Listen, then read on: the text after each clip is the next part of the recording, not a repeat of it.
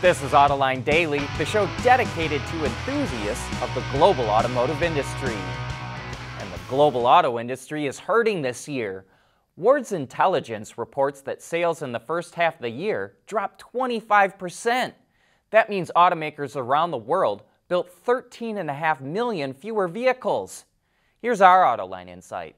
That's the equivalent of shutting 54 assembly plants and laying off more than 160,000 workers.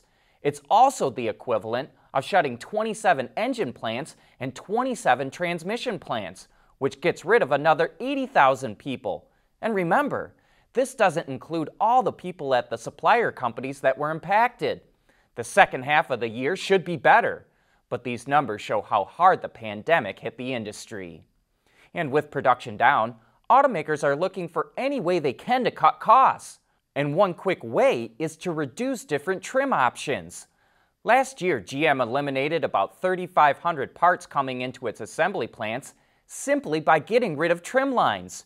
For example, it cut 2 trim lines from the Chevrolet Equinox and chopped 11 different powertrain combinations down to 5.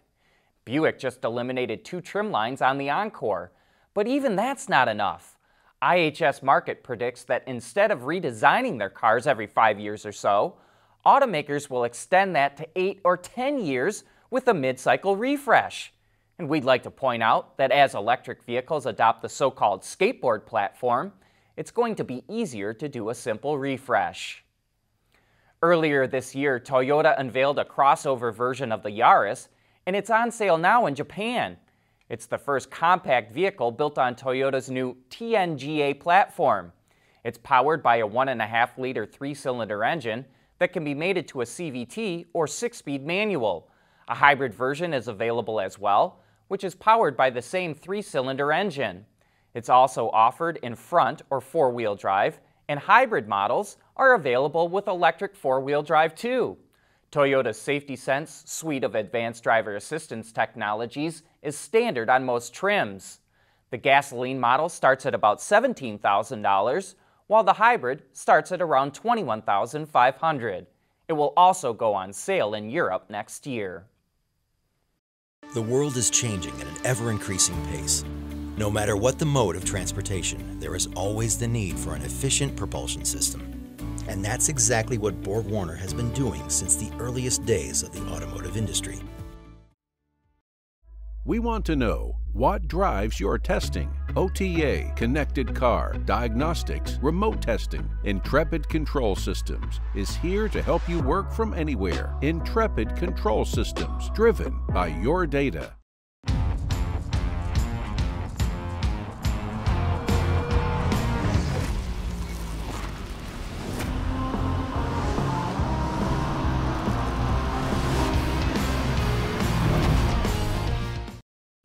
Disasters have a tendency to bring people and apparently automakers together. In a highly unusual move, Toyota and Honda are collaborating on a mobile power system to aid areas that lose power during natural events like typhoons and rainstorms.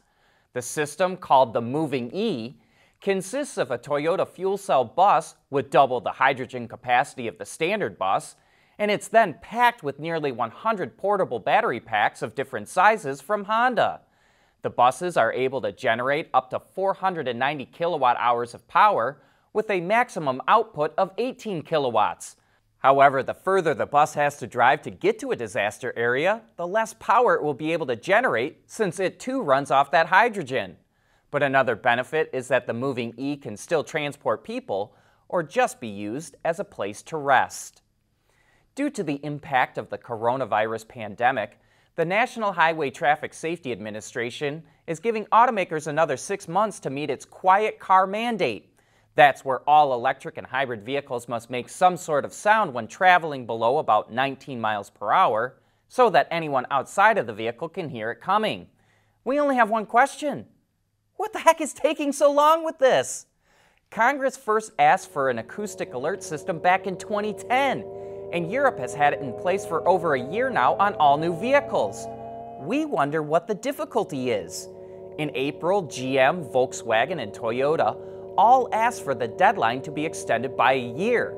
Instead of September 1st like they asked for, They'll now have to have it done by March 1st. NHTSA says the delay strikes a balance between providing relief and implementation of the technology. Just in case you missed it, Jeep keeps teasing the new Wagoneer. We've seen a shot of the grille, a silhouette of the front end, a view from the top, a look at part of the dash and air vent, and even a little bit of the badging. But at least we won't have to wait too much longer to see the whole thing. The Wagoneer debuts on September 3rd at 9 a.m. Eastern Time on YouTube. Autoline Daily is brought to you by Bridgestone Tires, your journey, our passion. Intrepid Control Systems, over-the-air engineering, boost your game. And by Wagoneer, propulsion solutions that support a clean, energy-efficient world. More and more people are interested in shopping for a vehicle online. So Volkswagen is launching a new website for car buyers in the U.S. for the upcoming ID4. The site allows visitors to research the vehicle, helps them decide if an EV fits their needs, schedule a test drive, make a $100 reservation, and then track their vehicle from the plant to the dealership. Volkswagen hopes the website will lead to more interest in EVs, as well as expand online ordering. But Volkswagen executives say it's not an attempt to minimize dealers, and they'll remain a big part of the sales process. Volkswagen will unveil the ID4 next month, and it goes on sale in ZEV states in the U.S. by the end of the year.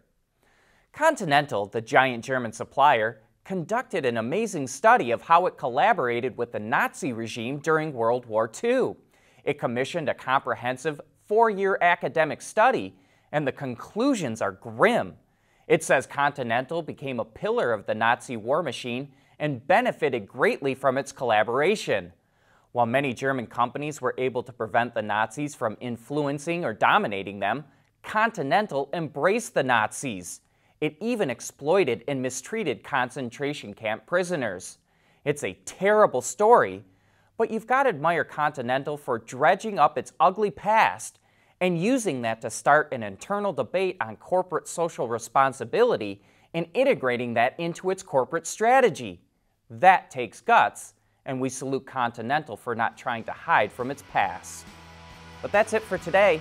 Thanks for watching, and we hope to see you back here again tomorrow.